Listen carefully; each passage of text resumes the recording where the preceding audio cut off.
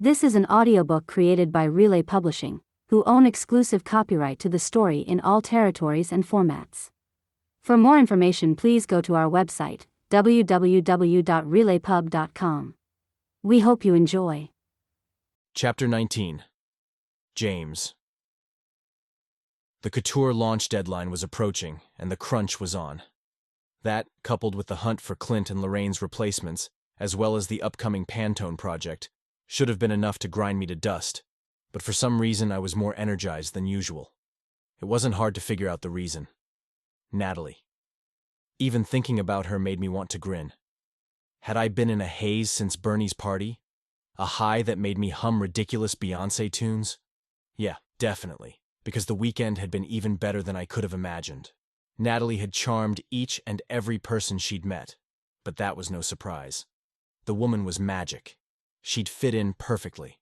I'd been a little worried that including her in the family celebrations was going to be awkward, but her strong foundation with both Christopher and Bernie meant that they already had inside jokes that made it seem like they'd known one another for ages. And by the end of the weekend, Natalie and my mom were already planning to meet up the next time my mom made it to New York. It was almost as if she already was, well, family. I actually sort of liked the thought of it. I could feel the smile on my face as I headed for the elevator, and Frank from accounting gave me an out-of-the-blue high five as we passed one another in the hall. Maybe my upbeat mood was obvious to everyone. The buoyancy I felt was canceling out my habitual poker face, probably making me seem more approachable than usual. And of course, the gossip grapevine was probably working overtime with the news that the big boss had taken an employee to a family function. I'd seen the photos of me and Natalie on the New York Post's website, so there was no use trying to hide it. I had absolutely no reason to pop into the creative department other than the fact that I wanted to see her. I could come up with a concrete excuse for the visit, and I'm sure Levanti would corner me to press me for feedback as usual. But I knew that Natalie would figure out why I was actually there. I didn't care. For the first time in my life, I wanted someone to know that they'd invaded my brain. Most women I'd dated probably thought they held that place of honor, since I was good about flowers and such. Or, truth be told, Lorraine had been good at it. But with Natalie, I didn't want to do the choreographed mating dance. She would have seen right through it anyway. And Natalie didn't care about stuff like a box filled with 3 dozen rare imported roses. A new sketch pad and box of colored pencils? That was more her speed. There was a spot on the creative floor, right before turning the corner, where I could observe everyone without being noticed. As usual, the room was buzzing with music and conversation, with Natalie in the center of it all. She'd been elected the group's unofficial leader, and despite her love of the job, it was clear the stress of trying to keep a handle on everything all at once was getting to her. I watched her smile as she chatted with Rhea, but the second she walked away, her face fell. She was exhausted. My girl needed a break, and fast. I tried to walk in unnoticed, but Calliope spotted me and shrieked with excitement. "I get him first," she shouted, running towards me holding her phone in the air. "Nobody move, or I'll hip check you." I chuckled at her exuberance. "Hey Calliope, what do you need?" She held her phone out to me. "I want your approval to post this. We all decided that this was going to be our lead image for the Couture announcement, but since you're here, you might as well weigh in too." I glanced at the photo and wasn't surprised to see one of Natalie's sketches on a woman who looked suspiciously like Skylar Honeywell. The executive team hadn't made the final decision on hiring the model as a house ambassador, but in typical Natalie fashion, she was making her voice heard whether we liked it or not. "It's perfect. Post it. This is going to kill." Calliope bounced up and down and her oversized glasses slipped down her nose. "Yay!" Natalie was watching us from her position in the center of the room, wearing a tired half-smile that went straight to my heart. I beckoned her to me with a wave of my hand, and she gave me a sassy look and beckoned me right back. A standoff. A reminder of the give and take that was a big part of our relationship. I felt a tremor roll through me at my casual use of the word, because it wasn't a relationship. Anything beyond casual was a dangerous distraction that would take my focus away from my family and the business, the things that mattered most to me. But casual could still be a hell of a lot of fun. Natalie finally wrinkled her nose and stomped over to me. "Hey, stalker." "What?" I sputtered. I'm right here in the open. How is that stalking? She leaned closer. I saw you watching us before you came in. Don't try to deny it. I laughed. Busted, you got me. I studied her beautiful face. Hey, what's up with those dark circles?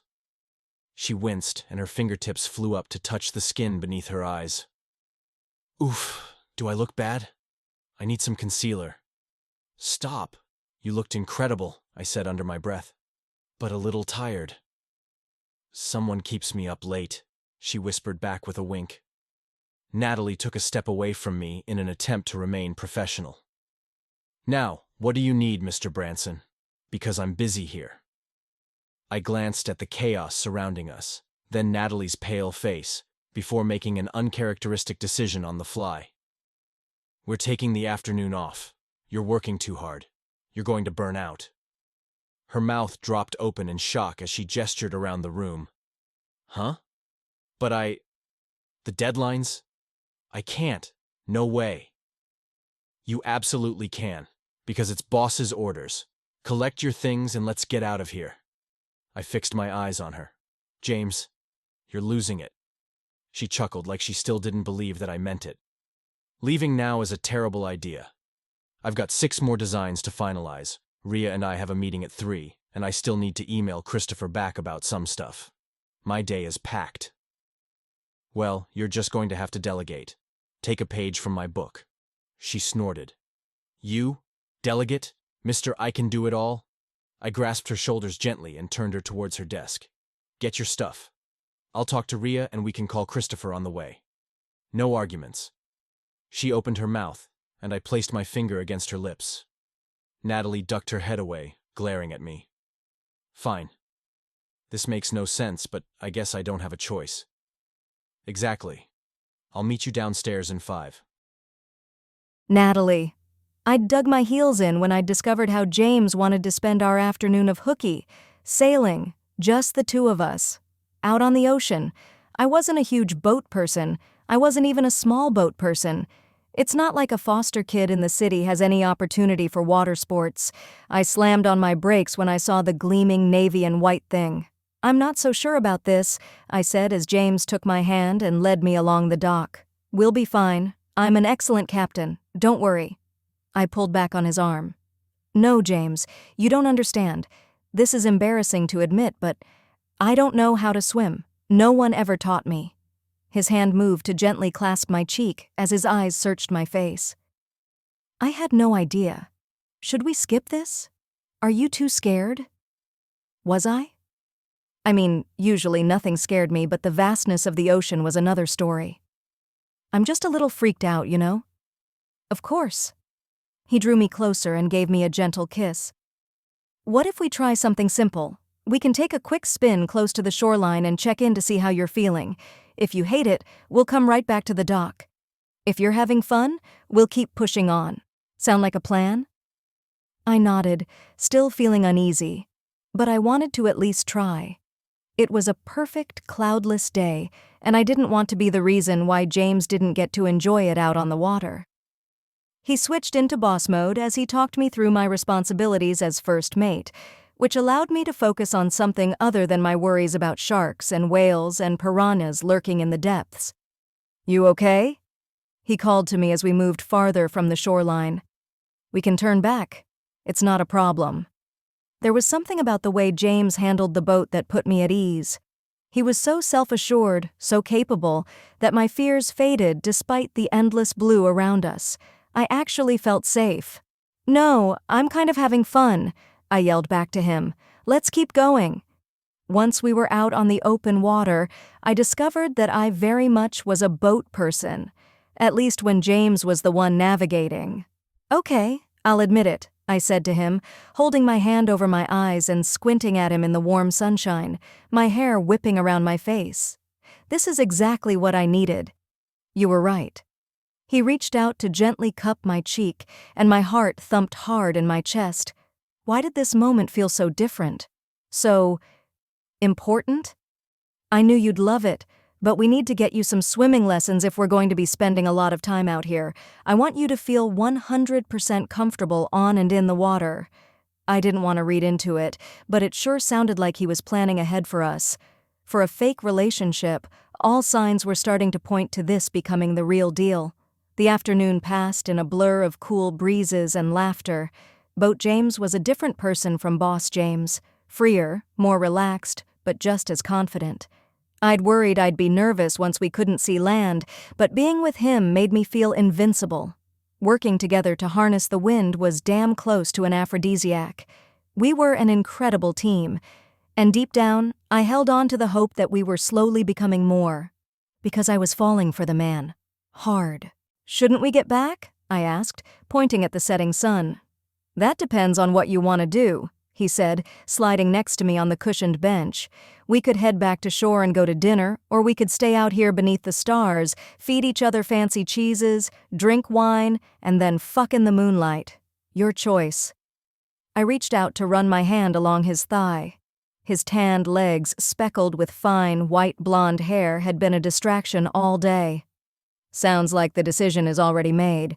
I've never had sex on a boat." I paused. "I'm assuming you have." James cocked his head as he considered the question. "Believe it or not, I haven't. And I think that needs to change immediately." James draped his body over mine and propped himself up, caressing my hair. "I've wanted to make love to you all day." A tremor ran through me, not just because I was desperate for him too. He'd never called it making love before, but it was exactly what it felt like we were about to do. James was tender in a way I'd never experienced as he worshipped my body. The hot sex we'd had in the past was mind-blowing, but our connection in the moonlight felt different, deeper. When we kissed, it felt like we were giving part of ourselves to each other. I felt connected to James in a way I'd never experienced, and it left me feeling vulnerable and a little scared at the intensity of emotions swirling inside of me. We clung together in the afterglow, panting, smiling, and trading kisses. There were so many things I wanted to say to him, so many emotions that I felt like I had to express to him. The weight of the unfamiliar sensation made me vulnerable and a little weepy. James pulled me to his chest, and I could hear his heart pounding. You do things to me," he said. I laughed softly at the vague comment, but my heart knew exactly what he meant.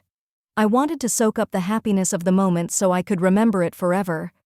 James pulled back to stare at me. "I mean it. You make me want to share things that I've never shared with anyone, like being here, on my father's boat. This was supposed to be my getaway from the world, from everyone, but all I want to do now is be here with you. This boat feels like our place." The sincerity in his eyes nearly brought tears to mine. There was no question what I was feeling for the man. I was falling in love with James Branson. I almost felt desperate to say the words to him, but I forced myself not to. Not yet. I had to be sure that I wasn't imagining this connection we were sharing. But deep down I knew that for the first time ever, I was willing to give this love thing a shot. The warning voice in my head, the one that always whispered that people were going to get sick of me, that any good thing I found wasn't going to last, was quiet for a change. I could only hope it would stay that way. This was an audiobook created by Relay Publishing, who own exclusive copyright to the story in all territories and formats. For more information, please go to our website, www.relaypub.com.